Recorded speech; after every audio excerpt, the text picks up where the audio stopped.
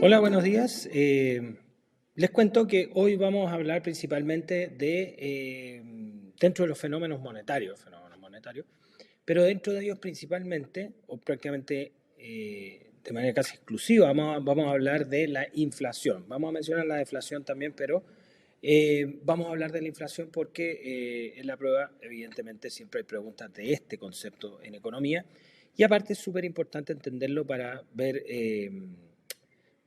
entender el concepto para entender el proceso económico, cómo se da la economía en la realidad, ¿no? Vamos a revisarlo a continuación. Bueno, como les decía anteriormente, inflación y deflación principalmente, ¿ya? Lo primero es entender como la definición, ¿no? De ambas. La inflación es el aumento generalizado y sostenido de el precio de los bienes y servicios en un país durante un periodo de tiempo determinado, ¿ya? Normalmente a lo largo de un año, ¿ya? En el caso de la deflación, lo que nosotros tenemos es un fenómeno inverso o contrario, que es cuando los precios sufren una caída generalizada y también prolongada en el tiempo. Y en ese caso el tiempo sí es menor para considerarlo deflación. Normalmente, de acuerdo al Fondo Monetario Internacional, es un par de meses. ¿Ya? Ahí nosotros estamos directamente en presencia de la deflación. Como podrán observar aquí a mi costado, tenemos una imagen, ¿no? Una imagen que grafica claramente lo que significa la inflación, ¿ya? El aumento sostenido de los precios en un tiempo determinado y manera permanente es súper complejo en términos reales en un modelo económico, en un sistema. La inflación debe ser probablemente el principal dolor de cabeza de los economistas cuando se da, porque es bastante difícil controlarla en general, sobre todo cuando se escapa de estándares normales, ¿ya? Eh, Hay distintos tipos de inflación, ¿ya?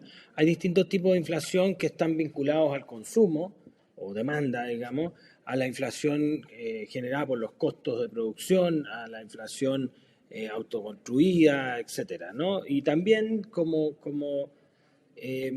existen definiciones de los tipos de inflación o las categorías en las que se sitúan, digamos. No sé, una inflación moderada, que es como el aumento lento de los precios, la galopante, que es cuando los precios empiezan a incrementarse de manera sostenida, ¿ya?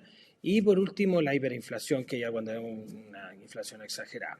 Ahora, ¿qué vamos a hablar nosotros? Vamos a definir algún par de ellas que son las que más nos interesan, como por ejemplo la inflación por consumo o demanda. ¿Qué significa esto? Muchas veces nosotros vemos que hay mucha gente que compra o que adquiere o demanda un bien o servicio. Al haber mucha demanda sobre un bien o servicio, hay mucha presión sobre ese bien o servicio, evidentemente se va a ir agotando o definitivamente eh, esta demanda va a exceder la cantidad de bienes disponibles para satisfacer la necesidad. Entonces, como hay más gente que quiere comprar, supongamos, tenemos 10 kilos de naranjas y tenemos muchas personas que quieren comprar, no sé, 20 personas que quieren comprar un kilo cada una, o más de un kilo. Eso significa que no me alcanza con los 10 kilos de naranja, por lo tanto, ¿qué es lo que pasa con el precio? El precio sube. La demanda fuerza genera una alza forzosa del precio debido a que no me alcanza con la cantidad de bienes para satisfacer la demanda de todo. Entonces, ahí sube el precio. ¿Ya? Otro tipo de inflación es por los costos de producción y esto está normalmente vinculado al aumento de los costos en las materias primas, o sea, en el origen, en la fabricación de los objetos. Que es una de las cosas que está aconteciendo hoy, por ejemplo, con el problema de la pandemia y la tensión económica a nivel mundial, la guerra en Ucrania con respecto al trigo u otros bienes, más la pandemia, como les decía, han hecho que los valores del petróleo aumenten, los valores de las materias primas en general aumenten, por lo tanto, hoy nos encontramos con productos que antes eran más baratos y que hoy día son mucho más caros producto de esta inflación. ¿Por qué? Porque fabricarlos o hacerlos es mucho más caro. ¿Ya? Ahora, ¿Qué es lo que hacemos o qué es lo que hacen las instituciones cuando esto pasa? Porque aquí es donde está el tema, digamos, la economía o los economistas, qué decisiones toman, digamos. Cuando se producen efectos inflacionarios, debemos mencionar que es el Banco Central que, volviendo al principio de esta entrega de economía, acuérdense que hablamos de macroeconomía y microeconomía. El Banco Central es como el banco que está encargado prácticamente de la macroeconomía. No es un banco que preste dinero a las personas ni a los otros bancos ni nada. Es el que controla principalmente el tipo de cambio, la política monetaria del país, las tasas de interés, etcétera. Y en eso justamente nos vamos a enfocar, porque cuando se producen procesos inflacionarios, ¿ya? El Banco Central toma la decisión normalmente de incrementar, aumentar o subir, da lo mismo el concepto, la tasa de interés. Y eso implica que lo que se busca es que las tasas de interés suban dentro de todo lo que significa acceso a plata prestada, ¿no? O sea, ya sea tarjetas de crédito, ya sea créditos hipotecarios de todo tipo, suben las tasas de interés. ¿Para qué? Esto lo que busca claramente es frenar la demanda de productos, ¿no? O sea, yo no tengo acceso a X crédito, por lo tanto no puedo comprar tal cual cosa, no puedo comprar autos, cosas caras, pero también hay mucha gente que se endeuda en otro tipo de cosas a través de las tarjetas de casas comerciales, etcétera, etcétera. Entonces, al subir la tasa de interés, yo desincentivo el consumo, ¿ya? Ahora, evidentemente el lado negativo de esto es que al incrementar las tasas de interés yo desincentivo el consumo y por lo tanto hay un freno en la demanda de los productos, ¿no? Entonces el freno en la demanda de los productos genera también un freno en la industria, ¿ya? Y ahí hay que tener mucho cuidado, eso ya se lo dejamos a los economistas especialistas, ¿no?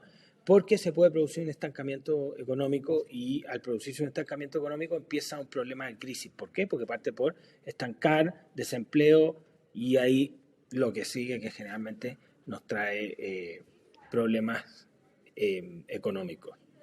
¿Vale? En el caso contrario, ojo, cuando yo necesito, ¿ya?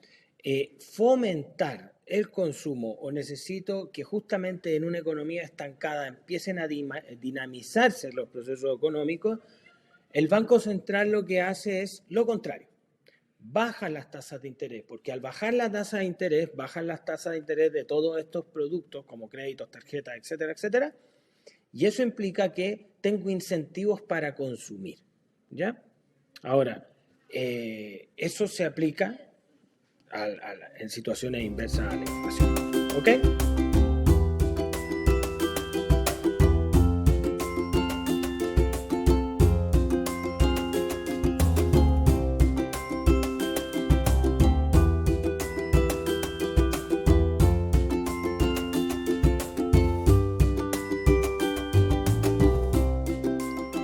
Como bien ven en el cuadro anterior, nosotros en Chile tenemos mecanismos o herramientas que nos permiten ir midiendo el aumento de los precios, ¿no?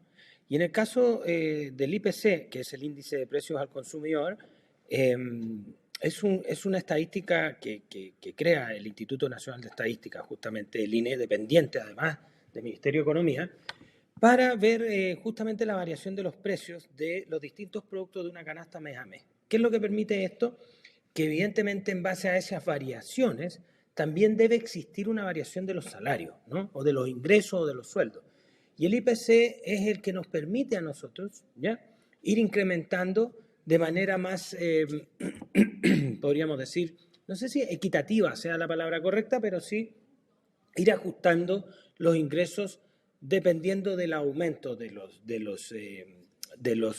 IPC, ¿no? Del aumento de los precios marcado por el IPC. Ahora, evidentemente, si el IPC es muy alto, eso quiere decir que los precios han subido mucho. Y cuando el IPC va aumentando a lo largo del año, ¿ya? Y después se saca el total, digamos, y es muy alto, evidentemente eso también refleja que ha existido un proceso inflacionario en el país. ¿Ok?